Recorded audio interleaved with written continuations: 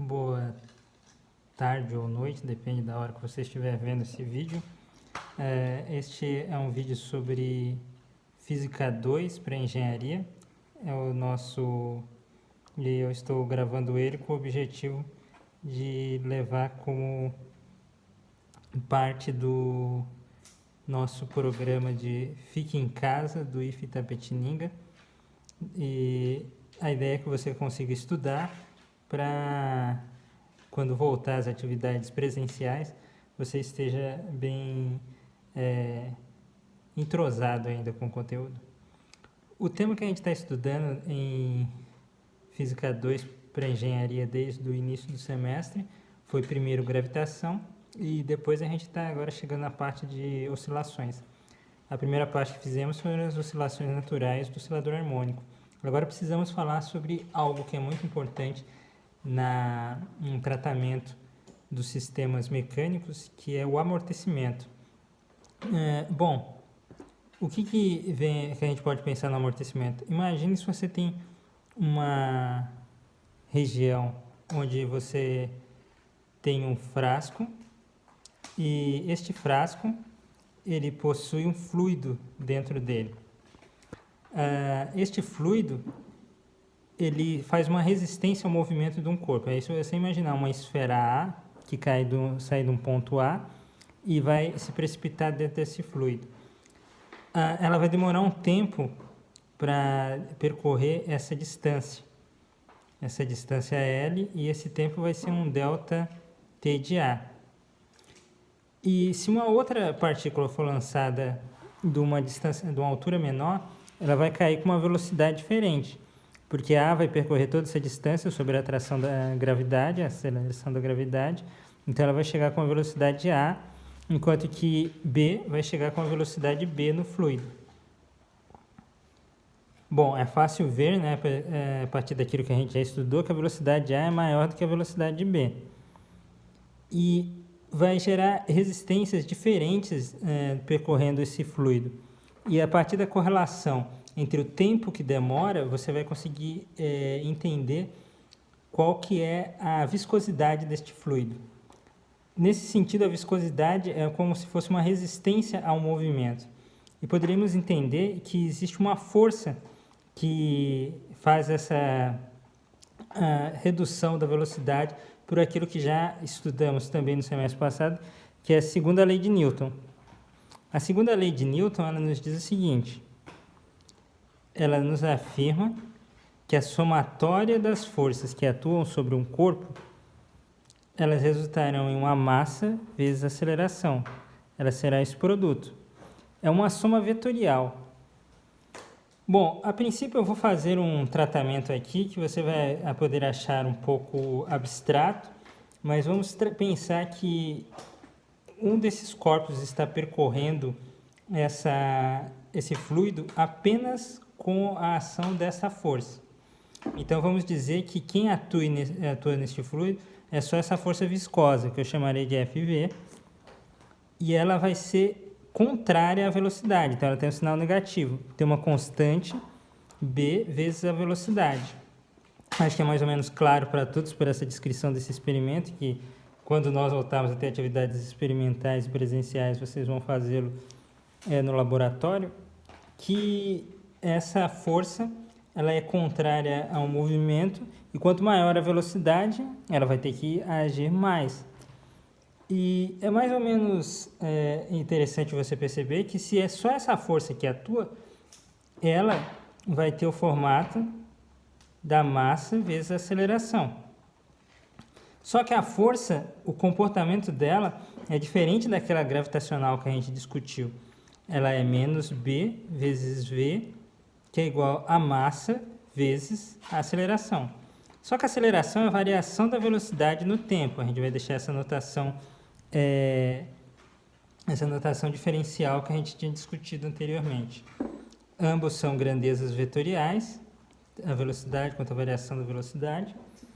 E a gente, pela própria definição de aceleração, acaba chegando nesse ponto. Vamos chamar aqui da equação 1 e vamos tratar de manipular um pouco essas grandezas? Primeiro, uma coisa que é bom a gente falar é a respeito dessa constante B. Essa constante B, a unidade dela tem que ser uma unidade tal qual que nos dê Newton do outro lado. Então, se aqui é uma velocidade que é metros por segundo, no sistema internacional, B tem que ser newtons por metro por segundo. Mas, pela própria segunda lei de Newton, a gente sabe que Newton é quilograma vezes metro por segundo ao quadrado.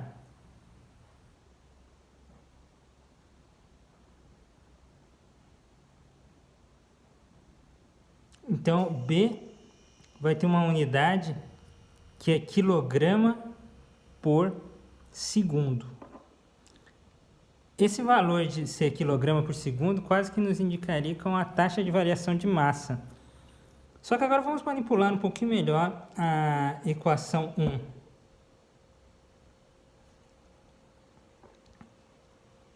Olhando bem para ela, né, a gente pode dividir ambos os lados pela massa. Então, o que a gente acaba chegando é que menos B sobre M V. E agora, focando um pouco mais nessa definição, a gente vai chegar à conclusão que vamos chamar de constante gama sendo B sobre M, e a unidade de gama será 1 sobre segundo, que é uma unidade de aceleração, que a gente pode até, uma unidade de frequência, que a gente pode associar àquela frequência de oscilação natural que a gente tinha tratado no oscilador harmônico simples que discutimos nos dias anteriores. Agora a gente vai começar a trabalhar um pouquinho mais a respeito de como que essas variações vão influenciar o movimento do corpo. Quais variações? As variações da velocidade causada pela ação dessa força. Então, o nosso objetivo é poder descrever qual que será essa variação de espaço que vai acontecer aqui, né, da posição do corpo ao entrar dentro do fluido. A gente quer descobrir como que é esse x de t, esse deslocamento. Então, é essa que é a tarefa que a gente tem por enquanto. Então, vamos lá.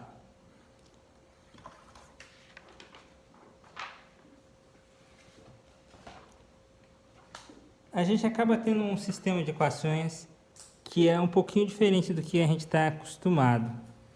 A gente tem um dv dt é igual a um menos gama v. A gente vai vamos nos preocupar com a seguinte ideia, né? Que essa aqui é uma equação que é diferente do que a gente conhece como equação algébrica. O que é uma equação algébrica? Uma equação algébrica é qualquer equação que seja feita com A, uma constante, x ao quadrado, um número desconhecido, igual a um B, por exemplo. Vamos chamar isso aqui de equação 3, né? E essa aqui de equação 4. A gente fala que A e B, eles estão contidos nos reais, e que x também está contido nos reais. Então, a partir de processos analíticos, eu consigo descobrir qual que é o x que a gente acaba encontrando. O processo analítico que a gente faz é fazer a divisão por ambos os lados e aplicar a raiz quadrada de ambos os lados. Aqui você também tem uma equação, só que quem opera não são em números, a operação não ocorre em números, mas ocorre em funções, porque v ela é um v de t, uma velocidade que depende do tempo. E ao invés de ser multiplicação, que nem é aqui, você tem um operador que diferencia. E o jeito que você lê essa equação, que aí a gente vai chamar que é equação diferencial, porque é um operador que diferencia funções, essa equação diferencial ela tem a seguinte forma de fazer a leitura. Qual a função v que derivada a primeira vez é igual a ela mesma vezes uma constante com sinal negativo? Bom, a equação diferencial 3, ela tem uma solução que deve ser do tipo v de t igual a uma constante vezes um exponencial de gama de t.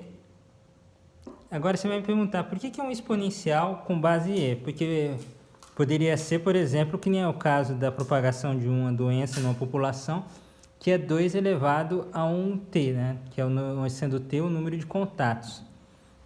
Mas por que aqui é e elevado a gama t? Na verdade, a razão de ser esse número é uma propriedade que você vai estudar um pouco mais quando falar a respeito de derivadas no espaço, né? Ou melhor, no tempo, que é a propriedade do logaritmo de qualquer derivada, sendo ela propriamente no tempo ou em outras expressões, que a derivada da exponencial é ela mesma. E a gente vai acabar fazendo isso. Mas não é um exponencial qualquer, tem que ser um exponencial cuja base é o π neperiano, ou o π natural, que é aquele número que a gente obtém a partir da propagação de séries constantes, que tem o seguinte valor.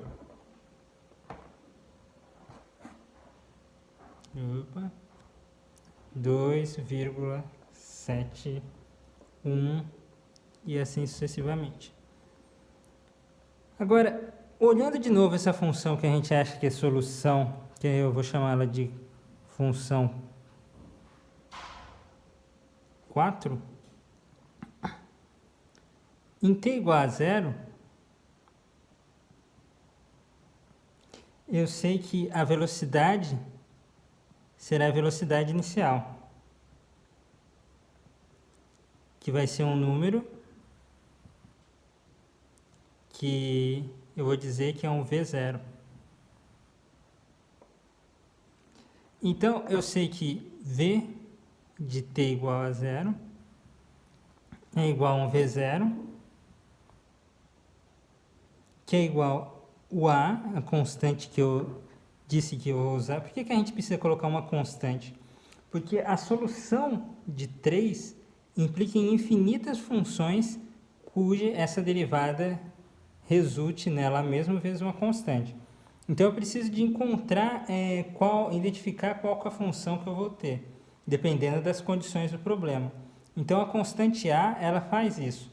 Aqui no caso a gente está falando que se a velocidade inicial for um valor V0, eu consigo identificar qual que é a função que é a solução.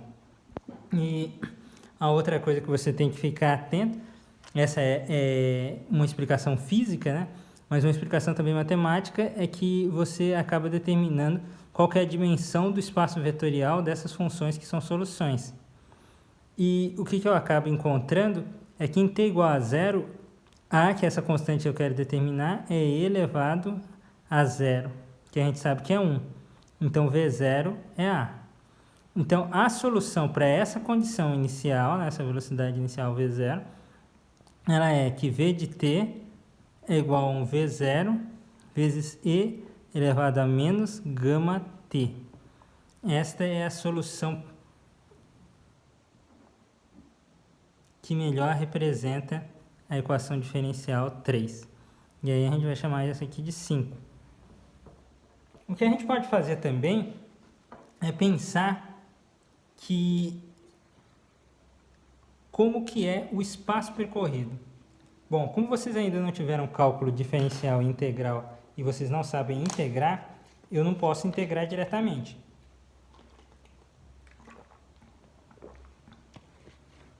Então faremos o mesmo procedimento que fizemos em outros momentos, quando a gente precisou encontrar funções por integração, que é calcular a área sobre uma curva, que é o processo que a gente vai fazer no próximo vídeo. E só para você lembrar, se V de t tem esse formato, quer dizer que se eu faço velocidade pelo tempo,